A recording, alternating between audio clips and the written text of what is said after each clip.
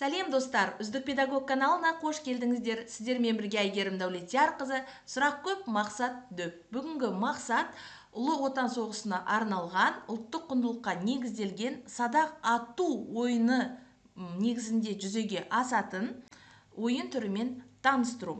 Бұл ойындың сұрақтарын өздеріңіз өңдей аласыздар, өзгерте аласыздар. Сонымен қатар тақырып өзара спиральді түрде байланысқанда атап өткім келеді.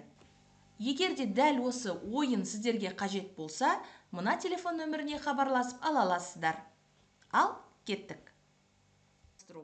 Сыныпты 3 топқа бөлесіз. Бірінші топ Әлия тобы, екінші топ Хиуаз тобы, үшінші топ Мәншүк тобы.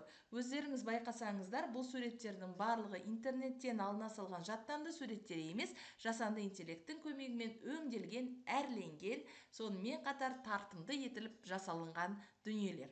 Сонымен кеттік. Бірінші топ таңдауы мүмкін. Әлия тобы, яғни тек майданнан таңдайды. Бірақ, егер де Хиуаз тобы және Мәншүк тобы төзім, жеңіс деген ұяшықтардың сұрақтарына жауап бермесе, сол ұяшықтардың ұпайын өздеріне қарай еншілейді. Мысалы, Әлия тобы айтады, майдан 3 деп, 3-ті таңдаймыз. Қазақ халқының қай батыры Мәскеу түбінде ерлікпен қаза тапты? Садақ ату ойыны негізінде жасалды. Мысалы, дұрыс жауабы Қасым Қайсенов. Қате. Талғат Бегендеев. Қате. Дұрысы Бауыржан Момышұлы. Ұяшықтың осы беттің соңындағы садақты басу арқылы алғашқы бетке өтуге болады. Мінекей, өттік 3 ұпайдың ұяшық, яғни боялды қызыл түске, яғни Әлия тобы дұрыс жауап бергендіктен Әлия деген жазбаны 3 рет басамыз. 1, 2, 3. Келесі кезек Хиуаз тобында. Сонымен Хиуаз тобы төзім ұяшығынан нешіншіні таңдайды екен? Төзім 4 деуі мүмкін, 4-ті таңдайық. Сұрақ: соғыс жылдары мектептерде оқу қалай өтті? Толық тоқтатылды, арасында тоқтатылды, мүлдем тоқтатылмады. Дұрыс жауап мүлдем тоқтатылмады. Артқа қайтамыз. Яғни Хиуаз тобы 4-ші ұяшықтың сұрағына дұрыс жауап бергендіктен 4 ұпайды еншілейді. 2, 3, 4. Кезек Мәншүк тобында. Мәншүк тобы жеңіс күні, яғни 9 мамыр жеңіс күні ұяшығынан қайсын таңдайды екен? Мәселен, 2-ні таңдасын. Қайтып келейік. Жеңістен кейін Кеңес одағының батыры атағын алған қазақстандық әйел кім? Әрине, ол бізде Мәншүк.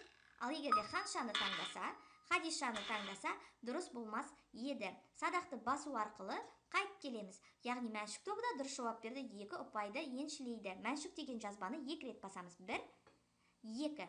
Өздеріңіз назар аударсаңыздар, мынау майдан бөлімі, төзім бөлімі және жеңіс бөлімі сатылай өзара байланысқанында аңғарсаңыздар болады. Сонымен әрі қарай кеттік. Сұрақтарымен сіздер таныстырайын. Майдан 1. Германия Кеңес одағына қандай жоспармен шабуыл жасады? Дұрыс жауабы Барбаросса. Бірақ Рейхстагты таңдайық. Дұрыс жауап бермеді. Кері қайтамыз. Дұрыс жауабын, мысалы, Хиуаз тобы айтатын болса, Хиуаз тобына 1 ұпайды еншілетеміз. Әрі қарай кеттік. Енді Хиуаз тобы таңдайды. Төзім 3 деуі мүмкін. Төзім 3-ті таңдайық. Тылда еңбек еткендер қандай марапаттарға ие болды? Әрине, ол еңбек ері. Әрі қарай кеттік. Хиуаз тобына 3 ұпай береміз. 1, 2, 3. Әрі қарай кеттік. Мәншүк тобы жеңіс ұяшығынан нені таңдайды? 4-ті таңдасын. Жеңіс күнін алғаш болып қай қалада қарсы алды? Әрине, Москва. Қайтамыз. 4 ұпайды Мәншүк тобына еншілейміз. 1, 2, 3, 4. Мінекей осылай жалғаса береді. Сұрақтарының барлығы мынау майданның сұрақтары, майдан кезіндегі сұрақтар, төзім бөлімінің сұрақтары, сол соғыс жылдарындағы сұрақтарға әрекетке, кезеңге арналады. Ал жеңістің сұрақтары сол жеңіс кезіндегі мәселеге байланысты сұрақтар жасырынған. Сонымен бұл ойын сіздерге ұнаса, алғыларыңыз келсе, төмендегі көрсетілген телефон нөміріне хабарласуларыңызға болады. Сау болыңыздар, лайк, комментарий сіздерден болсын.